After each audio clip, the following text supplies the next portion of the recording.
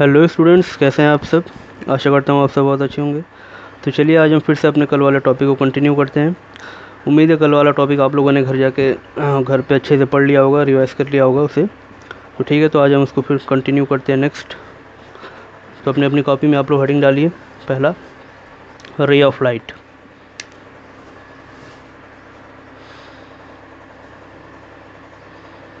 Ray of light.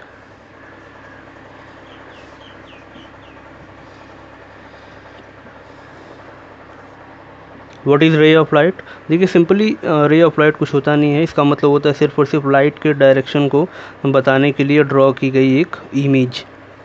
देखिए अगर हम इस तरह से एक लाइन ड्रॉ करें, एरो होता है सिंपल, इसका जो शेप है एरो, एरो आप जानते हैं तीर, तीर के शेप का होता है इस तरह से। देखिए अगर हम इस तरह से एक डायग्राम बना दें और यहाँ पर इसका एरो हेड यहाँ पर लगा दें, तो इससे आप आराम से बता सकते हैं कि कोई भी चीज़, लाइट नहीं, कोई भी चीज़ इस डायरेक्शन में जाएगी।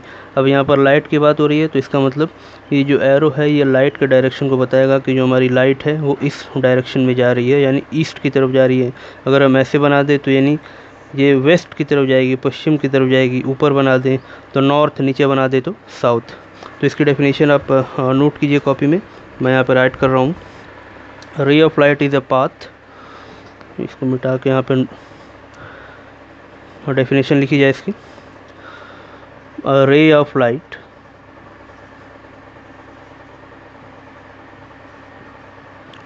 is a path। पाथ का मतलब वो लाइट के रास्ते को, पाथ को बताएगी। Is a path followed by light, followed by light in A transparent medium. In A transparent, transparent आप सबको पता है क्या है, मीडियम। अच्छा मीडियम क्या होता है। अब यहाँ पर लाइट की बात करेंगे तो लाइट ट्रैवल करेगी ना, जाहिर सी बात है ट्रैवल करेगी तो किसी न किसी माध्यम में ही ट्रैवल करेगी। अब मीडियम का मतलब है चाहे तो वो एयर में ट्रैवल कर ले, या किसी मेटल पे ट्रैवल कर ले, ग्लास पे ट्रैवल कर ले, या वाटर पे ट्रैवल कर ले। तो मीडियम हम कहते हैं कि जिस माध्यम में लाइट जो है ट्रैवल करती है उसको कहते हैं मीडियम। अब ये कुछ भी हो सकता है, मीडियम एयर भी हो सकता है, वाटर भी हो सकता है, एनी हाउ कुछ भी हो सकता है। ठीक है, तो रे ऑफ लाइट। अब यहाँ पे आप इसको समझाने के लिए किस तरह से एक एरो बना के एग्जांपल के तौर पे आप इसको दिखा दीजिएगा। इसको हम कह रहे हैं इस तरह से ये रे ऑफ लाइट है, यानी डायरेक्शन को बता रही है, लाइट के डायरेक्शन को बता रही है। क्लियर। अब इसी से जुड़ा हुआ नेक्स्ट हेडिंग है, उसको बोलेंगे beam of light. Beam of light.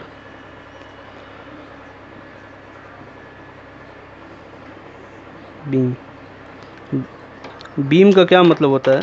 अगर आपको रे समझ में आ गया तो बीम भी बिल्कुल सेम वही चीज़ है, कुछ डिफरेंट नहीं है। देखिए अगर हम एक या एक से अधिक लाइट के रेस को ड्रॉ कर दें, यानी एक हम ग्रुप बना दें, तो उस ग्रुप को ही बोला जाएगा बीम। देखिए इस तरह से अगर हम बहुत सारी लाइट रेस को ड्रॉ कर दें, सबका डायरेक्शन एक सेम हो, यानी सारी की सारी लाइट रे एक ही पर्टिकुलर डायरेक्शन की तरफ जा रही हूँ, तो अब इसको हम पूरे इकट्ठे बोलेंगे कि ये बीम है, लाइट की beam. It is a beam of light, it is a beam of light. Simple. तो write down the definition. A group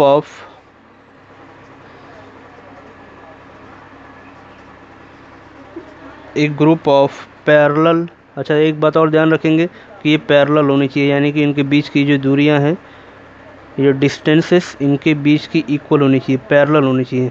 ऐसा नहीं हो सकता, देखिए एक लाइट रे इस तरह से गई तो एक इस तरह से गई, नहीं ये गलत हो जाएगा, ऐसा नहीं हो सकता, पैरेलल होना चाहिए। ठीक है, देखिए ग्रुप ऑफ, इसीलिए डेफिनेशन में भी लिखा गया है पैरेलल लाइट रेज या rays of light, a group of parallel rays of light emitted by a source,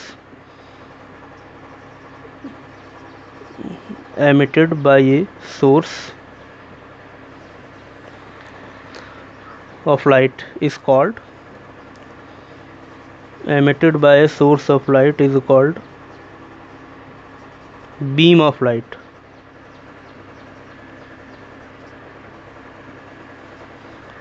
ठीक है, तो क्या डेफिनेशन लिखा, एक ग्रुप ऑफ, यानी इस ग्रुप की बात हो रही है, group of parallel raise of light, ये सभी के सभी पैरेलल रेज हैं, इन सब का ग्रुप जो किसी भी लाइट के सोर्स के द्वारा, कल हमने बताया था सोर्स क्या होता है, जो लाइट को एमिट करता है, emitted by a source of light is called beam of light. यानी कोई भी लाइट का सोर्स अगर एक पूरे पैरेलल रेस के ग्रुप को अगर एमिट करता है तो उसे हम कहेंगे कि लाइट की बीम है।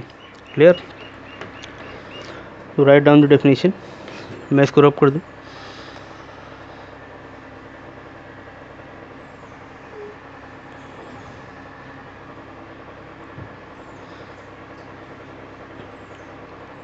आप सब वीडियो पॉज करके इसको नोट कर लीजिएगा डेफिनेशन।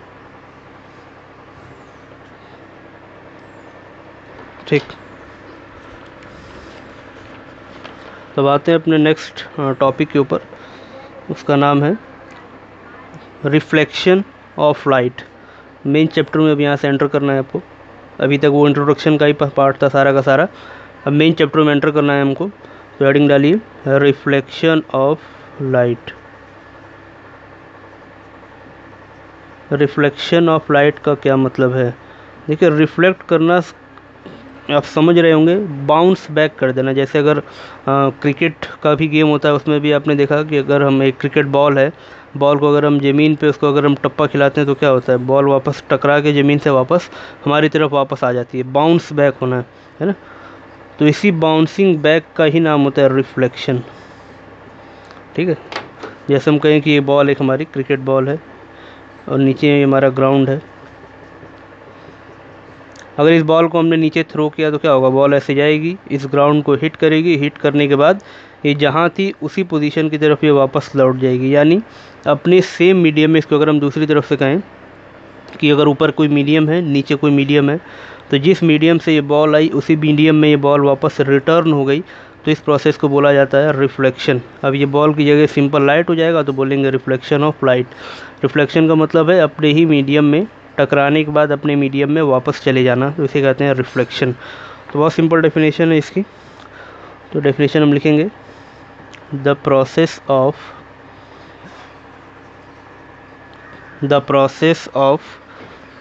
रिटर्निंग, रिटर्निंग भी लिख सकते हैं या बाउंसिंग बैक भी लिख सकते हैं, रिटर्निंग और बाउंसिंग बैक, रिटर्निंग और बाउंसिंग बैक, दोनों में से कुछ भी लिख सकते हैं। The light to the same medium, the light to the same medium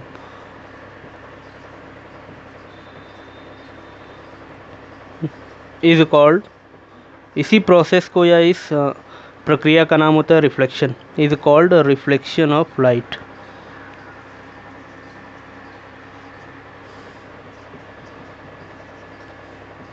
reflection of light एक बार और देख लीजिए,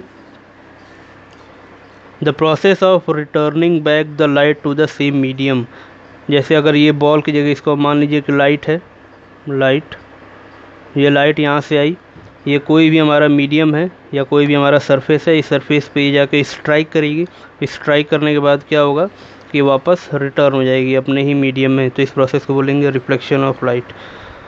तो इस चैप्टर में ये बहुत इंपॉर्टेंट पार्ट है रिफ्लेक्शन, इसको आपको समझना ज़रूरी है कि सेम मीडियम में वापस जाना। जब आप आगे पढ़ेंगे ये जो रिफ्लेक्शन है, नेक्स्ट जो दूसरा पार्ट इस चैप्टर का, वहाँ पर हम देखेंगे कि लाइट है ये अपने मीडियम में वापस नहीं जाती है, ये दूसरे मीडियम में आ जाती है, तो इसे रिफ्लेक्शन कहा जाता है। और यही बेसिकली दोनों में डिफरेंस भी है, रिफ्लेक्शन और रिफ्रैक्शन में यही अंतर है। रिफ्लेक्शन में अपनी मीडियम में ही लाइट वापस चली जाती है, और रिफ्रैक्शन में क्या होता है कि अपने मीडियम में ना जाकर किसी दूसरे मीडियम में आ जाती है। ठीक है, तो इस चीज़ को आप नोट कर लीजिए अच्छे से समझ के।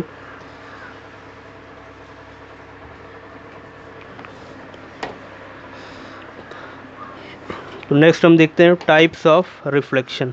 रिफ्लेक्शन हमने देख लिया, अब रिफ्लेक्शन कितने टाइप्स के होते हैं ये देखना है। तो next studying types of reflection.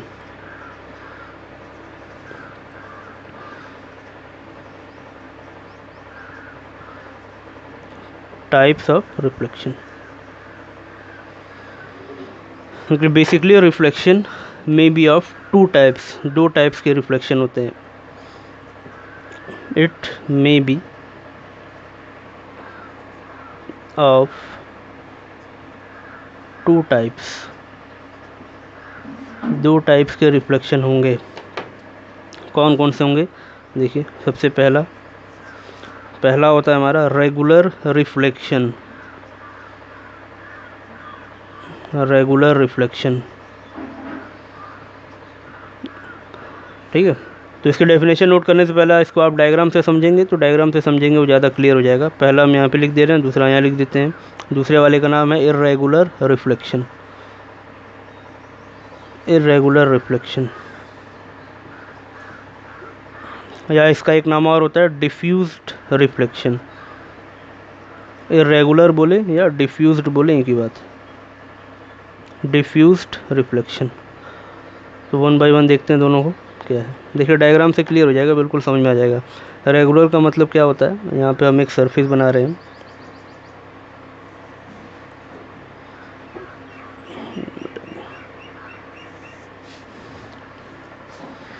देखिए अब इस सरफेस के ऊपर हम क्या करते हैं, लाइट की एक बीम को फॉल करा देते हैं।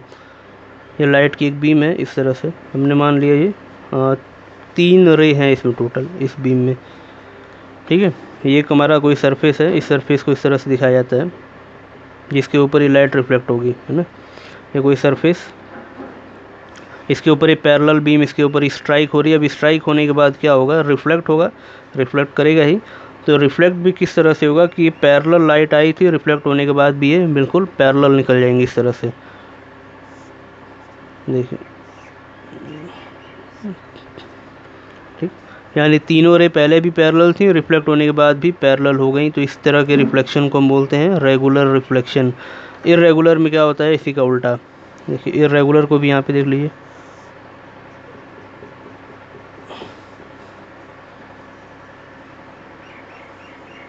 एक सेकेंड,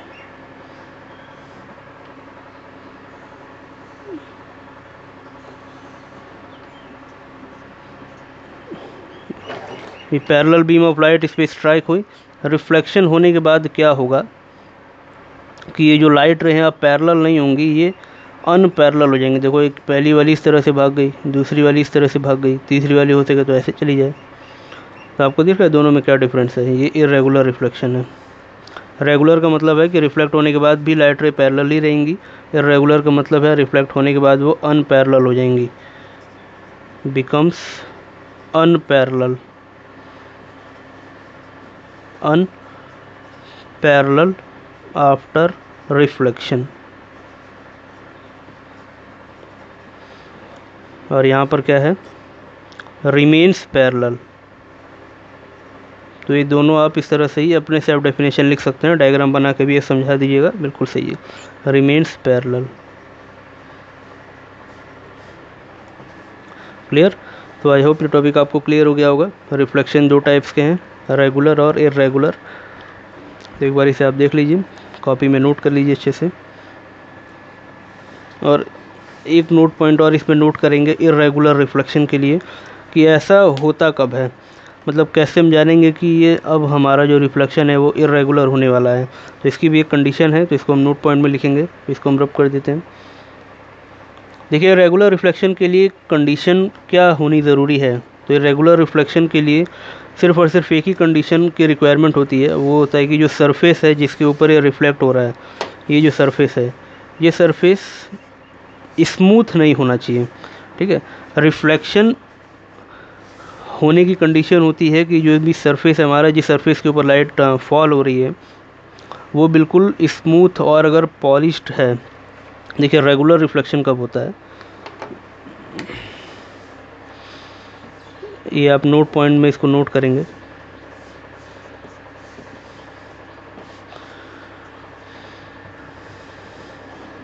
रेगुलर रिफ्लेक्शन ये कब होता है? व्हेन सरफेस इज, जब जो सरफेस है हमारा, when surface is highly smooth and polished, जब बिल्कुल ही स्मूथ होगा, मतलब किसी भी तरह की उसमें इरेगुलरिटी नहीं होगी या ऊपर नीचे नहीं होगा, बिल्कुल एकदम प्लेन स्मूथ और पॉलिश्ड होगा, एकदम शाइन करता हुआ, तब उस केस में जो रिफ्लेक्शन होता है वो रेगुलर होता है।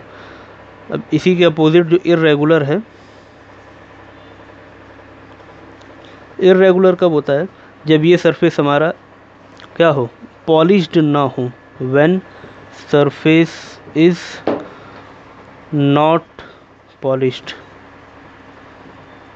सरफेस इज नॉट पॉलिश्ड, या तो पॉलिश्ड ना हो या इरेगुलर हो।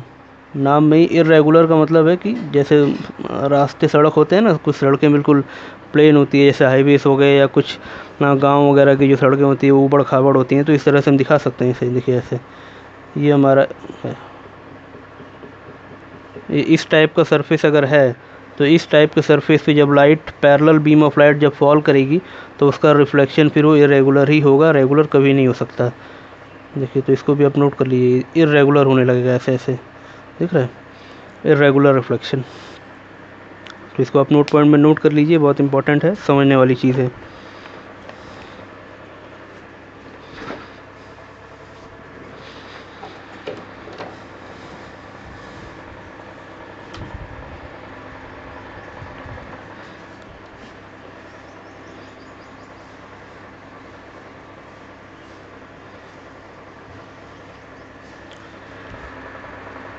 ओके स्टूडेंट्स, तो अब इसके ऊपर हम एक लास्ट हेडिंग और देख लें, फिर इसके बाद हम अपने नेक्स्ट क्लास में कंटिन्यू करेंगे जो हमारा इमेज होगा। ठीक है, तो अभी रिफ्लेक्शन से रिलेटेड एक टॉपिक और है, इसको कंप्लीट कर लें तो ये पोर्शन हमारा कंप्लीट हो जाएगा, और वो काफ़ी इंपॉर्टेंट है, पूछा भी जाता है काफ़ी एग्ज़ाम्स में, बोर्ड एग्ज़ाम में तो कई बार पूछा गया है। इस टॉपिक का नाम है laws of reflection, laws of reflection. इस टॉपिक को आप इम्पोर्टेंट मार्क कर लेंगे अपनी कॉपी में, ठीक है, इम्पोर्टेंट, यानी कि इसके नियम क्या हैं, रिफ्लेक्शन के नियम क्या हैं। तो देखिए बेसिकली दो ही नियम है इसके सिर्फ, देयर आर टू लॉज। ये बिल्कुल आप एकदम से इसको रट लेंगे, ये बहुत इंपॉर्टेंट होता है। There are two laws, one by one देखते हैं क्या है। पहले आप इसको समझने से पहले एक डायग्राम बना लीजिए तो ज़्यादा क्लियर होगा। ओके, ये कोई भी हमारा सरफेस है जिस पे रिफ्लेक्शन होना है, हम क्या करें, सबसे पहले इस सरफेस पे एक 90 डिग्री की एक लाइन ड्रॉ कर लेते हैं। ठीक है, देखिए ये एक 90 डिग्री की एक लाइन है, और ये जो 90 डिग्री की लाइन है इसको भी एक इसका स्पेशल नाम से जाना जाता है, इसको हम कहते हैं नॉर्मल। क्या बोलते हैं, नॉर्मल। यानी एक लाइन है जो कि इस सरफेस के ऊपर ये 90 डिग्री है, इस तरह से आप देखेंगे 90 डिग्री की लाइन है, इसे हम कह रहे हैं नॉर्मल। अब इसके ऊपर हम एक लाइट को फॉल कराते हैं, देखिए इस तरह से।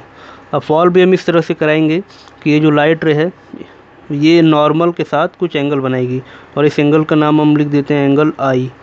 ठीक है, और इस लाइट को क्या होगा, इसका क्या नाम होगा, इस लाइट का भी एक स्पेशल नाम होता है।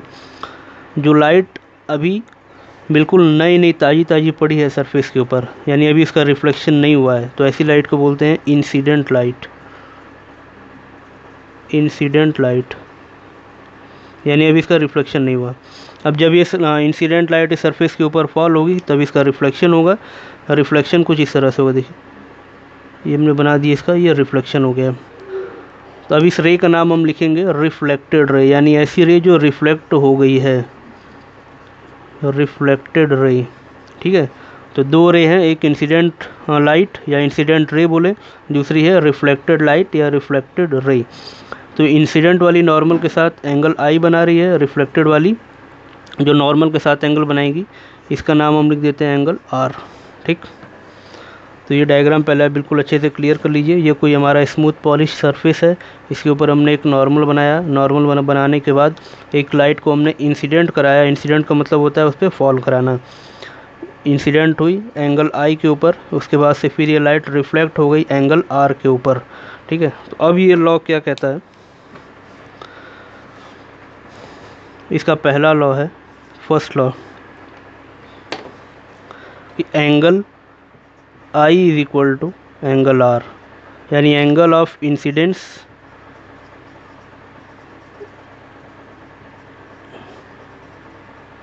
Is equal to angle of